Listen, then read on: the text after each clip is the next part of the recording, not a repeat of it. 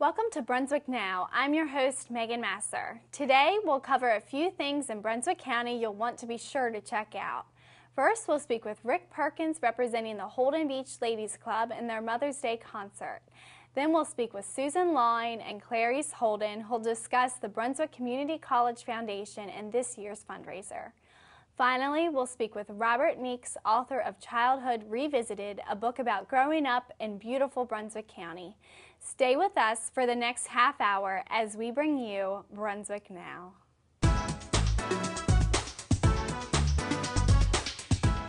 Welcome to Brunswick Now, ATMC-TV, Channel 3, bringing you the best of Brunswick. Let's first welcome Rick Perkins. Welcome to the show, Rick. I appreciate that. Thank you for having me. Thank you for coming. Now, you're here on behalf of the Holden Beach Ladies Club, but first I want to find out who you are and what you do. Yeah, I'm actually president of Southeastern Gospel Music Association. We do benefits all over the state, and I reside here in Holden Beach. Okay, and so what exactly is the Southeastern Gospel Music Association? We are a promotional company that helps profit and nonprofit organizations reach their goals. Okay, and what event are you putting on this year with the Ladies Club? We're doing the Mother's Day celebration. It's an actual Christian contemporary tour. It's called Love Come to Life. Okay. And what bands are in the tour? We have Big Daddy Weave out of Nashville, Tennessee. There's also some other bands from Tyler, Texas. We have Illuminate. It's a great worship band. And we have American Idol, Chris Sly, that will be there as well.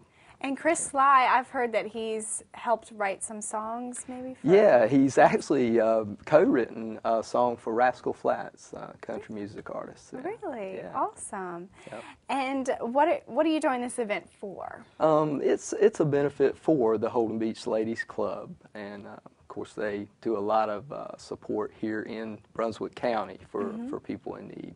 So it's really going to come back and help the community. Absolutely, absolutely. Great. Yep. And can you tell me again when this event is taking place? Yeah, it's Saturday, May 7th, and it'll start at 7 o'clock at the Brunswick Community College over at Odell Williamson Auditorium. Okay, that's a beautiful setting. It's perfect for concerts and events because it feels a little bit more intimate with it being in the smaller auditorium. How long have you been doing these concerts? I've been working in promotions about 25 years, and we actually last year we again had a big concert, Mother's Day celebration for the Ladies Club. It was with Point of Grace and Mark Schultz. It was at the community college, and it was a success too. I think we had about 1,100 in attendance, and this one will be just as big a concert, so we want everybody to come. Awesome. Yeah. Joining us now is Susan Line and Clarice Holden. Welcome to the show, ladies. Thank you, Megan. Thanks for being on the show today.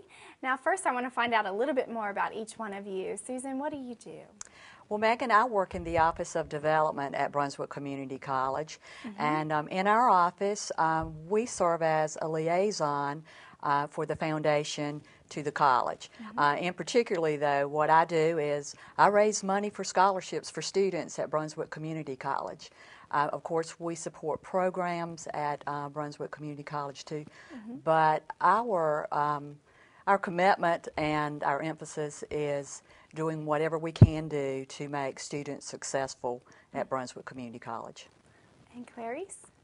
What do I do with the college? I'm on the foundation board, and what we do is we raise money to really help students get a scholarship because times are hard right now, and that's why we're having to do more events, and it's so much fun to be able to help students that will not ever have a chance to have an education, and us be able to reward them with that. And we appreciate all that you do. And so you're both with the Brunswick Community College Foundation. Can you tell me a little bit more about what the foundation is? Sure. The foundation at Brunswick Community College was established in 1982, and we are a 501(c) organization. And the mission of the foundation is primarily to support the college in everything they do. but their main focus has been over the years is to establish scholarships for students so that they can help these students, pay for their tuition, their books. Also, too, the foundation is really a building block for the college to support various programs financially and really to do whatever we can to make awareness of the college. And what would you say is the importance of giving to a foundation like the Brunswick Community College Foundation? Well, I think it's very important because, we have multiple ways of giving at the college. And, you can have a legacy, you can have, there's so many foundations that you can give into that it's going to give people for many years an opportunity to go to college. As our community grows, Megan, it has really, we've seen the need for more help. And our only industry in Brunswick County is tourism. So you really need an education to be able to have a better life. And so that's what we're doing. We're really helping students help make their life better. And how do you raise money for the foundation? Well, of course, we always It's a are big doing. question, right? Yeah, it really is. But we're always doing fundraisers, and we try to keep our fundraisers at a minimum. But we always have what we consider our large fundraiser every year. But we also do our annual community and campus fund drive. And just so. Finally, let's welcome Robert Meeks. Robert, welcome to the show. Thank you for having me. Thanks for being here. Now, you're the author of Childhood Revisited. Let's talk about that. What is your book about?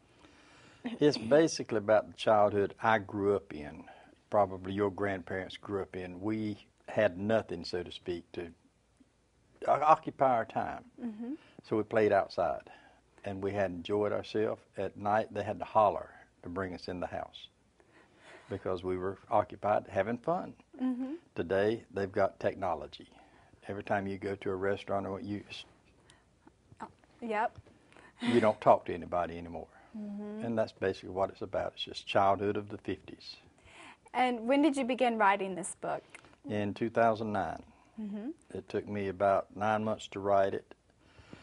And like they say, writing a book, it takes you, like a woman giving birth. It takes 9 months to publish it. So you're talking about a year and a half before you get your book out on the market. But when you sent it to your publisher, it was the first publisher, and they accepted it right away? That's the first publisher I sent it to, and they accepted right off the bat just on the synopsis I sent. But being the real intellectual that I am on the computer, I sent the whole book, and they just got a little bit of it. And what inspired you to write about your life growing up in Brunswick County? One afternoon, I was just watching all these children around with their little technology instruments in their hands and realized I had a perfect childhood. I didn't have technology. We finally got a TV in 1954, black and white. And now they're everywhere. They're everywhere. Even on their phones. Nobody even thought about man on the moon at the time. If that was it, that was a lie. Because nobody can go to the moon back then. And have you always been a writer? No, I was in the Air Force, went into sales, and I started right after we got married, but realized I couldn't write and support my family because it takes your brain to think all the time to write to me. Right. And I needed to work. So I just kind of let it sit on the back burner, took a course for writing, and let it sit on the back burner until it struck me 2 years ago. And what is your most fond memory of growing up? I've thought about that. I reckon it would be that 2 trees sitting beside my house that are still sitting over in Brunswick County in Belleville. Climbing the trees. The house is gone, but the trees are still there.